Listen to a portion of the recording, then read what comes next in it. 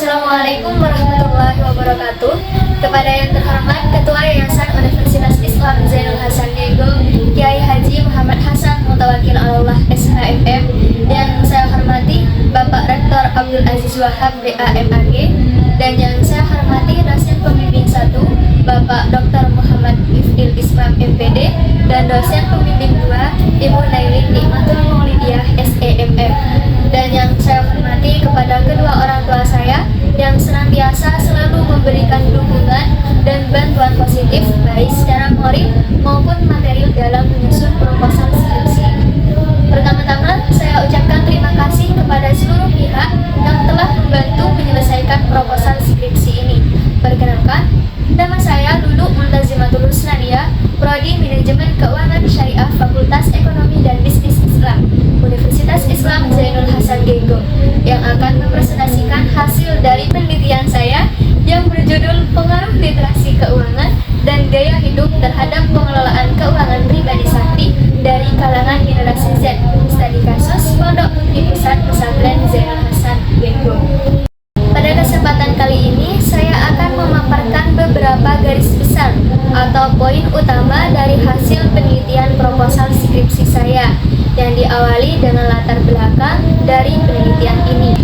Penelitian ini dilatar belakangi dengan adanya generasi Z yang ada di pondok pesantren. Generasi Z adalah generasi yang lahir antara tahun 1997 hingga 2012 yang pada saat ini berusia 10 sampai 26 tahun. Generasi Z disebut juga E-generation atau generasi internet. Mereka tumbuh dengan adanya teknologi digital dan informasi yang mudah diakses.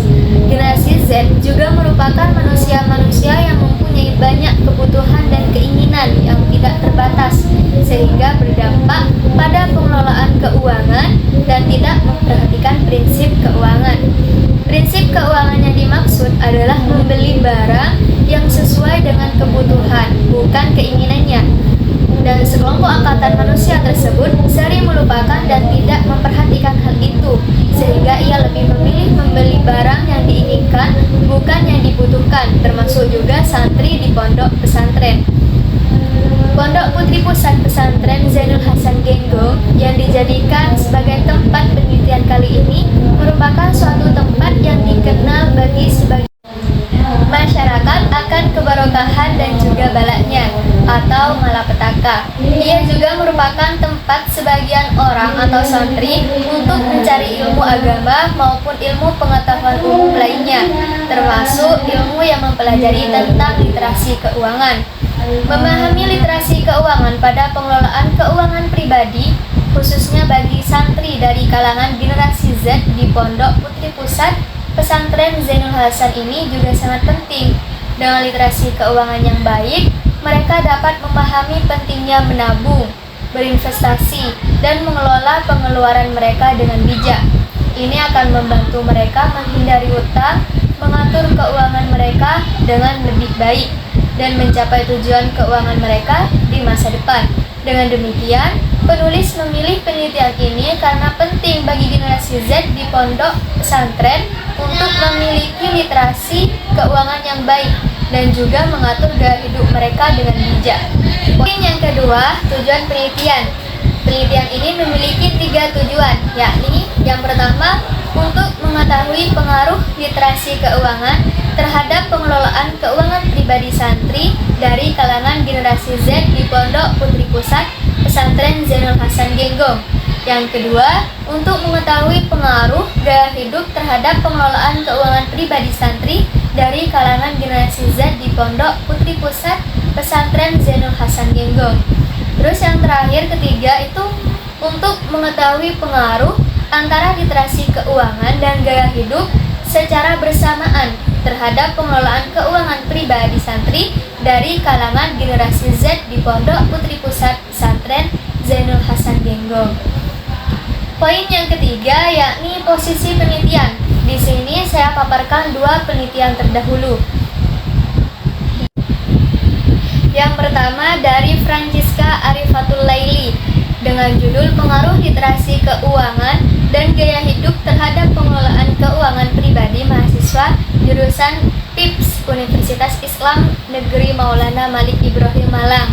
Hasil yang diperoleh yaitu terdapat pengaruh yang signifikan antara literasi keuangan dan gaya hidup terhadap pengelolaan keuangan pribadi mahasiswa jurusan PIPS Universitas Islam Negeri Maulana Malik Ibrahim Malang dengan menggunakan metode yang sama, yaitu pendekatan kuantitatif dengan jenis korelasional dan analisis regresi linier berganda.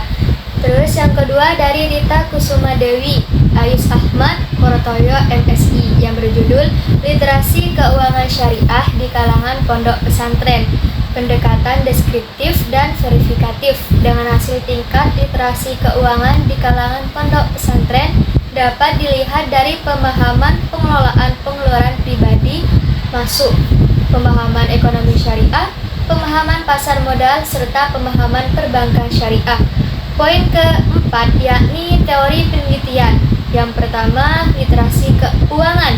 Literasi keuangan diartikan sebagai pengetahuan tentang keuangan yang dimiliki oleh seseorang untuk mengelola dan menggunakan sejumlah uang dengan sebaik-baiknya supaya dapat meningkatkan kehidupan dan bertujuan untuk mencapai kemakmuran.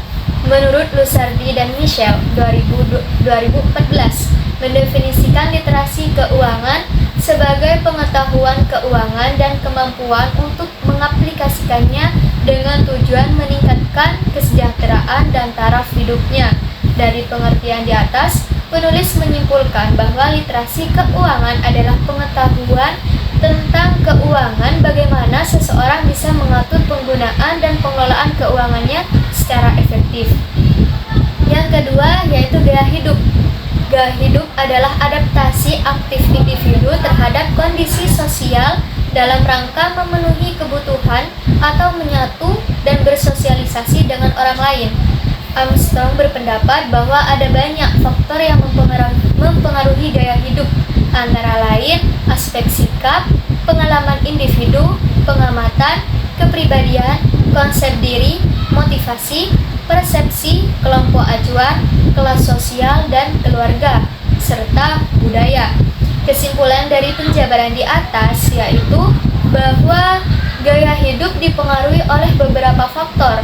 Faktor-faktor tersebut antara lain faktor internal, sikap, pengalaman, kepribadian, konsep diri, motif, dan persepsi yang merupakan faktor yang paling berpengaruh.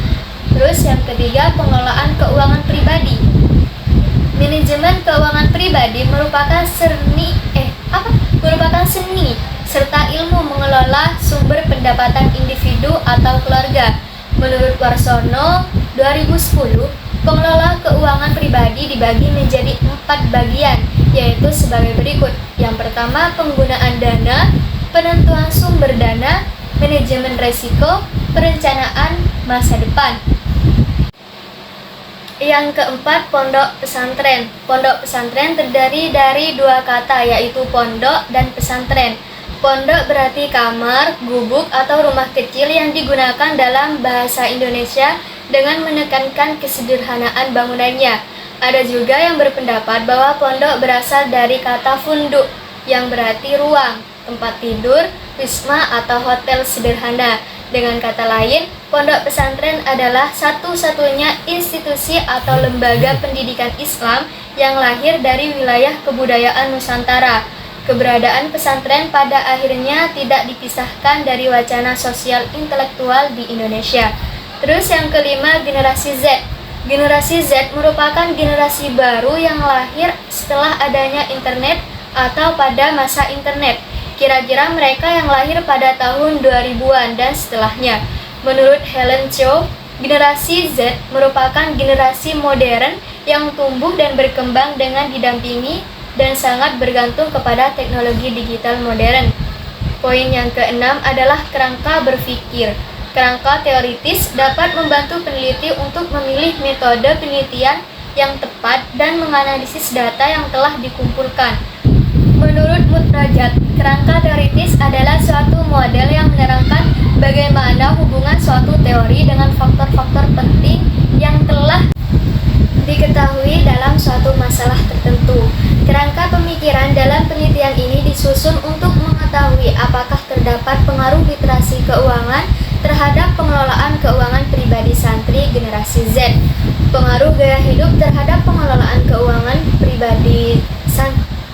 generasi Z, serta pengaruh literasi keuangan dan gaya hidup terhadap pengelolaan keuangan pribadi santri generasi Z. Terus poin ketujuh, metode penelitian. Yang pertama, jenis penelitian. Jenis penelitian menggunakan penelitian eksplanatif. Penelitian ini digunakan untuk memberikan penjelasan pengaruh dari variabel bebas terhadap variabel terikat.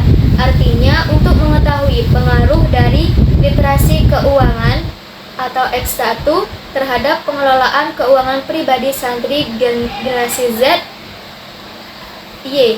Kemudian variabel gaya hidup yaitu X2 terhadap pengelolaan keuangan pribadi santri generasi Z. Yang kedua, analisis data. Penelitian ini menggunakan pendekatan kuantitatif, yaitu di mana proses awal penemuan teori selanjutnya akan dianalisis lebih dalam dan pembuatan hipotesis yang disertai oleh pengukuran dan konsep operasional dengan bantuan aplikasi Statistical Package for the Social Scan atau yang disebut SPSS, yang di sini menggunakan SPSS 222 yang akan mempermudah peneliti dalam memperoleh hasil dari penelitian ini. Teknik dalam mengumpulkan data pada penelitian ini menggunakan metode survei atau kuesioner. Dalam metode ini, responden ini minta untuk menjawab serangkaian pertanyaan dan pernyataan menggunakan skala Likert. Data yang dikumpulkan kemudian dianalisis untuk menghasilkan informasi atau temuan yang relevan. Terus yang ketiga, penelitian ini melibatkan objek populasi, yaitu mahasiswa santri generasi Z Pondok Putri Pusat Pesantren Zainul Hasan Genggong yang berjumlah 103 mahasiswa, terdiri dari angkatan 2018 sampai 2023. Populasi tersebut memiliki kesempatan yang sama untuk mengisi angket karena memiliki karakteristik yang sama. Berdasarkan jumlah dari santri mahasiswa generasi Z yang telah menerima literasi keuangan, teknik pengambilan sampel penelitian menggunakan simple random sampling dengan rumus Shovlin. Berdasarkan hasil perhitungan, maka jumlah dari sampel digenapkan menjadi 51 santri mahasiswa generasi Z. Thank you for your attention. Assalamualaikum warahmatullahi wabarakatuh.